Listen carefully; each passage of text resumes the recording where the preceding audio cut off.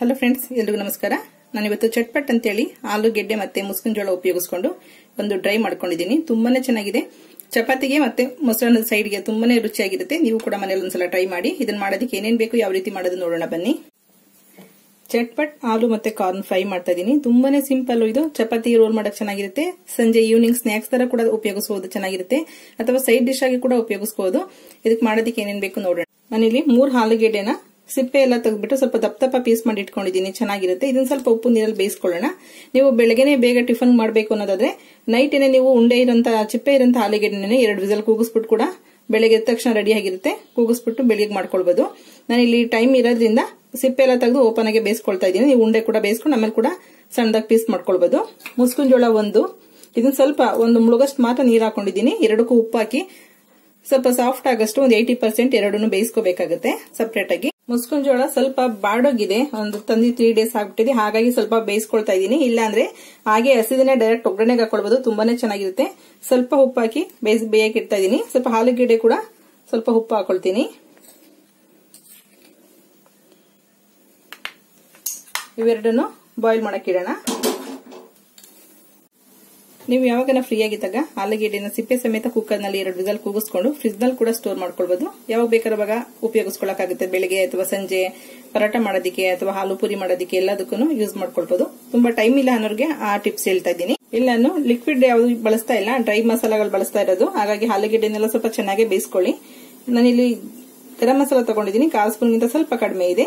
ಧನಿಯಾ ಪುಡಿ ಅರ್ಧ ಸ್ಪೂನು, ಖಾರದ ಪುಡಿ 1 ಸ್ಪೂನ್ ಅಷ್ಟು ತಗೊಂಡಿದ್ದೀನಿ. ಸ್ವಲ್ಪ ಖಾರವಾಗಿದ್ರೆ ಚೆನ್ನಾಗಿರುತ್ತೆ ಅಂತೇಳಿ. ಹಳದಿ ಪುಡಿ 1/4 ಸ್ಪೂನ್ಗಿಂತ ಸ್ವಲ್ಪ ಕಡಿಮೆ ಇದೆ. ರೋಸ್ಟೆಡ್ ಜೀರಿಗೆ ಪುಡಿ 1/4 ಸ್ಪೂನ್ ಇದೆ. ಒಗ್ಗರಣೆಗೆ ಸಾಸಿವೆ ಮತ್ತೆ ಜೀರಿಗೆ 2 ಸೇರಿ 1/4 ಸ್ಪೂನ್ ತಗೊಂಡಿದ್ದೀನಿ. ಸ್ವಲ್ಪ ಉಪ್ಪಿದೆ. ಮಸಾಲೆಗೆ ಎಷ್ಟು ಬೇಕಾಗುತ್ತೆ ಅಷ್ಟು ಉಪ್ಪು ಹಾಕೊಳ್ಳೋಣ. ಯಾಕೆಂದ್ರೆ ಉಪ್ಪನ್ನ ನಾವು ಬೇಯದಿ ಕೂಡ ಹಾಕಿದೀವಿ. ನೋಡ್ಕೊಂಡು ಉಪ್ಪು ಉಪಯೋಗಿಸ್ಕೊಳ್ಳಿ. ಸ್ವಲ್ಪ ಹಿಂಗು ಬೇಕಾಗುತ್ತೆ. ಸ್ವಲ್ಪ ಕೊತ್ತಂಬರಿ ಸೊಪ್ಪು, 2 ಕಡ್ಡಿಯಷ್ಟು ಕರಿಬೇವಿನ ಸೊಪ್ಪು, 1-2 ಸ್ಪೂನ್ ಅಷ್ಟು ಎಣ್ಣೆ, 1 ಸ್ಪೂನ್ ಅಷ್ಟು ತುಪ್ಪ ಕೂಡ ಉಪಯೋಗಿಸ್ಕೊಳ್ತಿದ್ದೀನಿ. ತುಪ್ಪ ಹಾಕಿ ತುಂಬಾ ಒಳ್ಳೆ ಫ್ಲೇವರ್ ಇರುತ್ತೆ. ತುಂಬಾನೇ ಚೆನ್ನಾಗಿರುತ್ತೆ. ಅಲ್ಲಿ ಒಂದು 5 ನಿಮಿಷ ಆಲೂಗೆಡ್ಡೆ ಬೇಗ ಸಾಫ್ಟ್ ಆಗಿದೆ. ನೀವು ಆಲೂಗೆಡ್ಡೆ ಬೇಯಿಸಿಲ್ಲ ಅಂದ್ರೂ ಕೂಡ ನೀವೆಲ್ಲ ಮಸಾಲ ರೆಡಿ ಮಾಡ್ಕೊಳ್ಳೋಷ್ಟರಲ್ಲಿ ಬೆಂದೋಗುತ್ತೆ. ಸ್ವಲ್ಪ ಉಪ್ಪು ಹಾಕಿ ಬೇಯಿಸ್ಕೊಳ್ಳಿ. ರುಚಿ ಚೆನ್ನಾಗಿರುತ್ತೆ. ಒಳಗಡೆ ಎಲ್ಲ ಉಪ್ಪು ಹಿಡ್ದಿರುತ್ತೆ. ಎಷ್ಟು ಬೇಕೋ ಅಷ್ಟು ಸ್ವಲ್ಪನೇ ಉಪ್ಪು ಹಾಕಿದ್ರು ಪರವಾಗಿಲ್ಲ. ನೋಡಿ, ಸಾಫ್ಟ್ ಆಗುತ್ತೆ. ಕಟ್ ಮಾಡಿದ ತಕ್ಷಣ ಚೆನ್ನಾಗಿ ಬೆಂದಿದೆ. ಇಷ್ಟು ಬೆಂದ ಸಾಕು. ಈಗ ಅದನ್ನ ನೀರೇನಿದೆ ಇದನ್ನೆಲ್ಲ ಸೋರ್ಲ್ ಹಾಕೊಳ್ಳೋಣ. ನಾನು ಅವಾಗಲೇ ಹೇಳ್ದಂಗೆ ಮುಸ್ಕಿನ ಜೋಳ ಏನಾರ ನಿಮಗೆ ಫ್ರೆಶ್ ಆಗಿದ್ರೆ ಡೈರೆಕ್ಟ್ ಆಗಿ ಹಾಕಿ ಹಸಿ ಮುಸ್ಕಿನ ಜೋಳ ತುಂಬಾ ಚೆನ್ನಾಗಿರುತ್ತೆ. ತಂದು ಸ್ವಲ್ಪ ದಿನ ಆಗಿದ್ರಿಂದ ಬಾಡೋಗಿತ್ತು. ಹಾಗಾಗಿ ಜಸ್ಟ್ ಒಂದು 2 ನಿಮಿಷನೂ ಇಲ್ಲ, ಜಸ್ಟ್ 1 ನಿಮಿಷ ಅಷ್ಟೇನೆ ಬಾಯ್ಲ್ ಮಾಡಿರೋದು.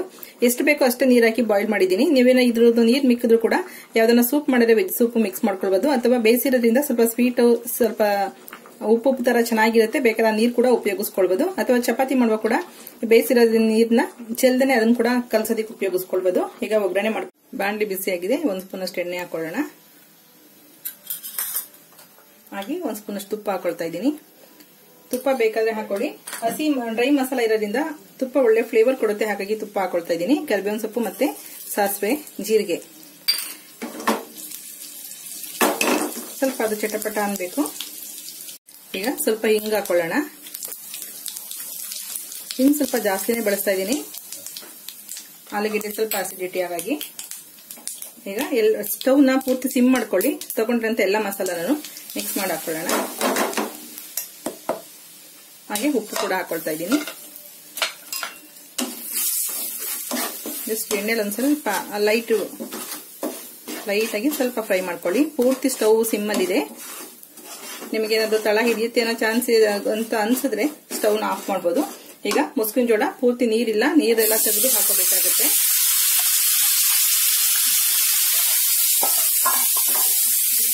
ಹಾಗೆ ಬೇಯಿಸಿರುವಂತ ಆಲೂಗೆಡ್ಡೆ, ಇದಕ್ಕೆ ಬ್ಲಾಕ್ ಸಾಲ್ಟ್ ಕೂಡ ಹಾಕೊಳ್ಬಹುದು. ಮತ್ತೆ ಲೆಮನ್ ಹಾಕೊಳ್ಬಹುದು. ಲೆಮನ್ ಇಲ್ಲ ಅನ್ನೋದಾದ್ರೆ ಆಮ್ಚೂರ್ ಪುಡಿ ಕೂಡ ಹಾಕೊಳ್ಬಹುದು. ಚೆನ್ನಾಗಿರುತ್ತೆ. ಅದು ಕೂಡ ಲೋ ಫ್ಲೇಮ್ ನಲ್ಲಿ ಚೆನ್ನಾಗಿ ಮಿಕ್ಸ್ ಮಾಡಿ.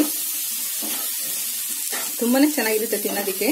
ಒಂದ್ಸಲ ಏನು ನಿಮ್ಗೆ ಮಸಾಲಾ ಪುಡಿಗಳು ಯಾವ್ದು ಇಲ್ಲ ಅಂದ್ರೆ ಜಸ್ಟ್ ಖಾರದ ಪುಡಿ ಒಂದನೇ ಹಾಕೊಳ್ಬಹುದು. ಸ್ವಲ್ಪ ಹಳದಿ ಪುಡಿ, ಸ್ವಲ್ಪ ಖಾರದ ಪುಡಿ, ಅದನ್ನು ಚೆನ್ನಾಗಿರುತ್ತೆ. ಈಗ 1 ನಿಮಿಷದಷ್ಟು ಲೋ ಫ್ಲೇಮ್ ನಲ್ಲಿ ಮುಚ್ಚಿಡೋಣ.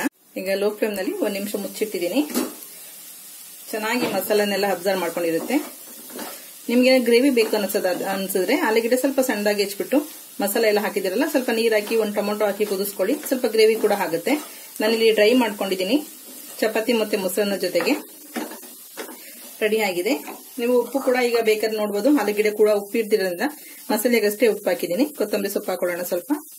ನಿಮ್ಗೆ ಉಪ್ಪು ಕಡಿಮೆ ಅನ್ಸಿದ್ರು ಕೂಡ ಈಗ ಉಪ್ಪು ಹಾಕೊಳ್ಬಹುದು, ಚೆನ್ನಾಗಿರುತ್ತೆ. ಕೊನೆಯಲ್ಲಿ ಲೆಮನ್ ಇಂಟ್ಕೊಂಡು ತಿನ್ಬೋದು ಇದ್ರ ಮೇಲ್ಗಡೆ, ಚಾಟ್ಸ್ ತರನೇ ತುಂಬಾ ಚೆನ್ನಾಗಿರುತ್ತೆ. ಇದಕ್ಕೆ ಈರುಳ್ಳಿ, ಸೇವು ಎಲ್ಲ ಹಾಕೊಂಡು ಕೂಡ ತಿನ್ನಬಹುದು.